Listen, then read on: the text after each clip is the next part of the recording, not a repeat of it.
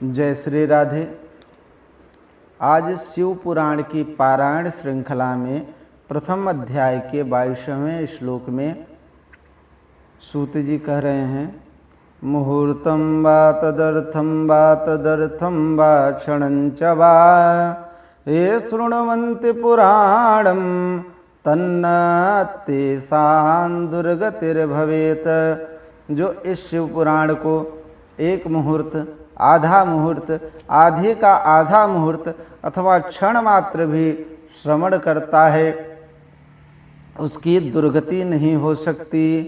तत्पुराणं च शृण्वानः पुरुषो यो मुनीश्वरः स निस्तरति संसारं दग्ध्वा कर्म महाटवीं।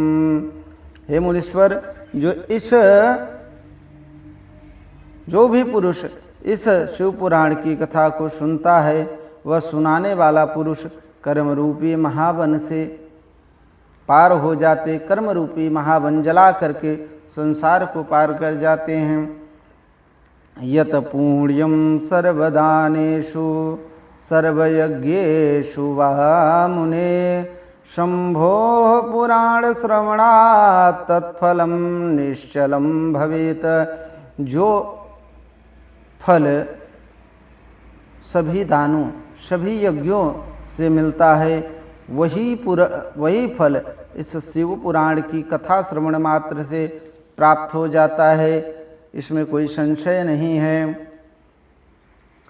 विशेषतः कलौ शैव पुराण श्रवणादृते परो धर्मो नपुंसां ही मुक्ति साधन कृन्मुने। कहते हैं भैया, हे मुनीश्वर, इस कलिकाल में शिव पुराण के श्रवण के अतिरिक्त मनुष्य के लिए मुक्तिदायक कोई अन्य श्रेष्ठ साधन नहीं है। पुराण श्रवणं शंभोर नाम संकीर्तनं तथा कल्पद्रुम फलं सम्यग मनुष्याणान्न संशयः। शिव पुराण के श्रवण और भगवान शंकर के नाम संकीर्तन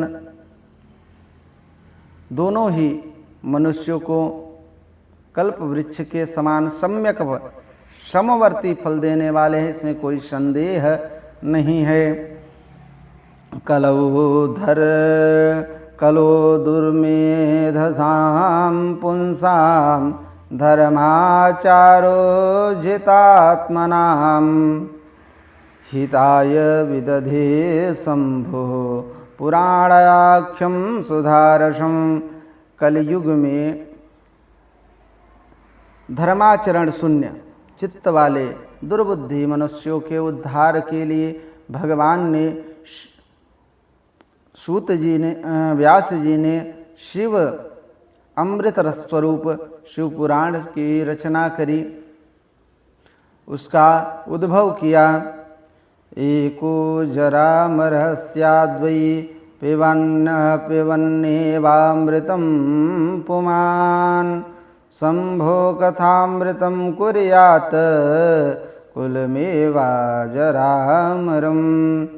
अमृत पान करने से तो केवल अमृत पान करने वाला ही मनुष्य जन्म अमर होता है, किंतु भगवान शिव की कथा अमृत का जो रसास्वादन करे, जो श्रवण करे, उसका संपूर्ण कुल ही अजर अमर हो जाता है। यह कथा उसके संपूर्ण कुल को ही अजर अमर कर देती है। सदाशिव्या सदाशिव्या सदाशिव्या विशेषतः एतच्छिव पुराणस्य कथा परम पावनी। यह इस शिव पुराण की परम पवित्र कथा विशेष रूप से सदा ही सेवन करना चाहिए, करना चाहिए, इसमें कोई संशय वाली बात नहीं है। इस शिव पुराण की कथा के श्रवण का क्या फल कहूँ, इसके श्रवण मात्र से भगवान सदाशिव उस प्राणी के हृदय में विराजमान हो जाते हैं। ओम एतं चतुर्विंशति सहस्रो चतुर्विंशतिसहस्रो ग्रन्थोऽयं सप्तसंहितः चतुर्विंशतिसहस्रो ग्रन्थोऽयं सप्तसंहितः भक्तित्रिक सुसम्पूर्णः शृणुयात् परादरात्।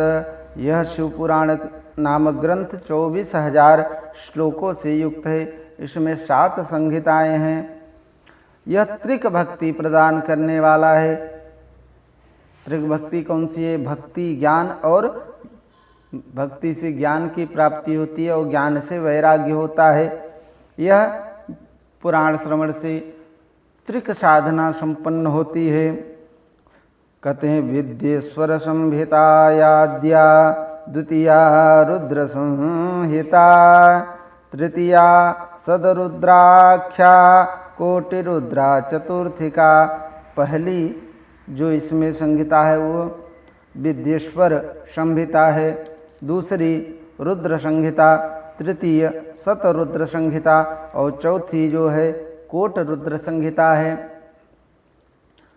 पंचम युमा संहितोक्ता षष्ठी कैलास संहिता सप्तमी वायवी आख्या सप्तैवं संहिता। यह कहते हैं कि पंचम उमा संहिता कही गई है, छठवीं कैलाश संहिता और 7वीं वायवी संहिता है। इस प्रकार इस पुराण में 7 संहिताएं हैं। आज हमने 22 से लेकर 33 श्लोकों का श्रवण किया। पुनः कल मिलते हैं। हर हर महादेव।